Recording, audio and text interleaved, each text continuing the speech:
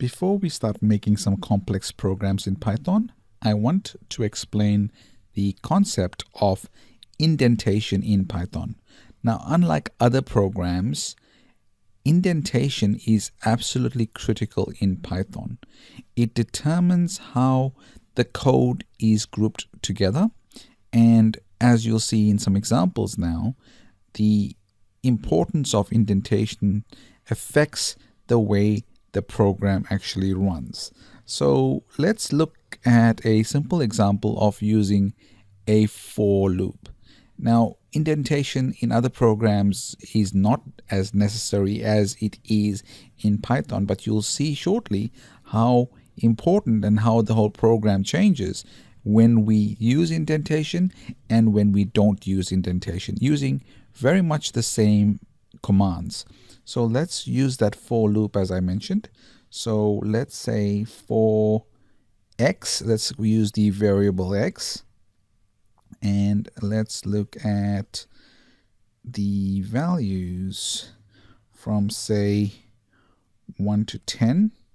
So for x in, and let's put in the range of 0 to 10.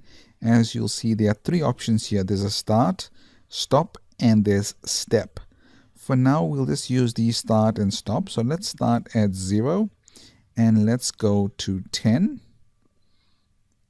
And let's look at how this program will actually run now. And hopefully it'll show a count from 0 to 10. Now let's look at the formatting. When I hit the enter key, it's showing me the cursor at this particular point. If I then start typing at the beginning of the line, it means that it is a separate command which is outside the for loop.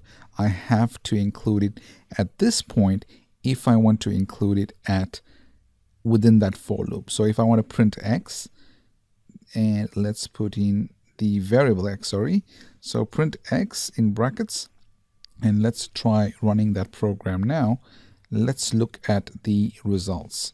Now we have included print x within that for loop, so let's go in and clear, and let's do the okay. There is an error here.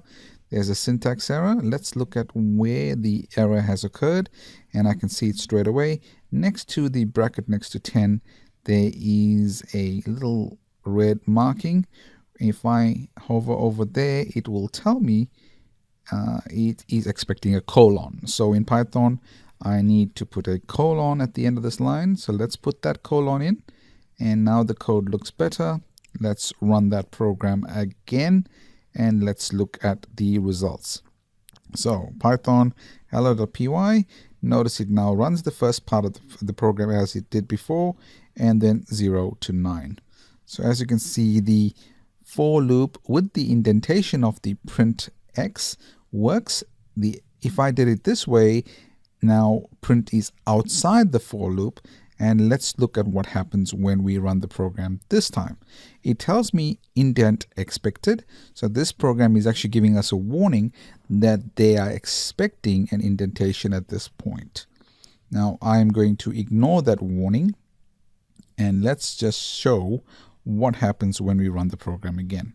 Notice it says here indentation error, expected an indented block. So it's telling us that the x was not recognized because it was outside the for loop. Now we need to indent that to make sure that it is in that particular loop. Otherwise, it will throw an error. As I said, in Python, it is imperative that you use the indentation well, because it will determine how the program groups the code together. If we wanted to take the indentation a bit further, we can actually define another for loop within this first for loop. And to do that, we simply use the indentation, and in this case it's a double indentation, so we will use the variable y, and let's see whether we can actually do a double count. So to do that, we need to have a variable y, And let's look at also setting a range for that. So for y, I, n, range, and let's look at 0 to 10 again. It's throwing that error on the right hand side because it's expecting that colon, as you can see. So I need to go to the, notice that the line is now again slightly inwards. So it's expecting the indentation. And let's go in and type in at this point print y, and let's look at whether that will actually work. And I'll put y in brackets so it'll print the variable y. Now I just want to change these values slightly because I don't want it to go right down the page. So let's go 0 to 2 and let's look at y from 4 to 6. That will be neater, so it'll count x from 1 to 2, and then the variable y will count accordingly.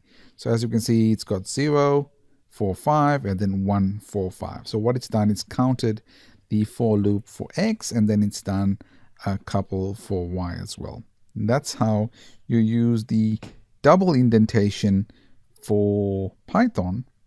And this gives you the ability to manage your code in a better way. And as it is imperative for Python to recognize which code is grouped together, this is very handy.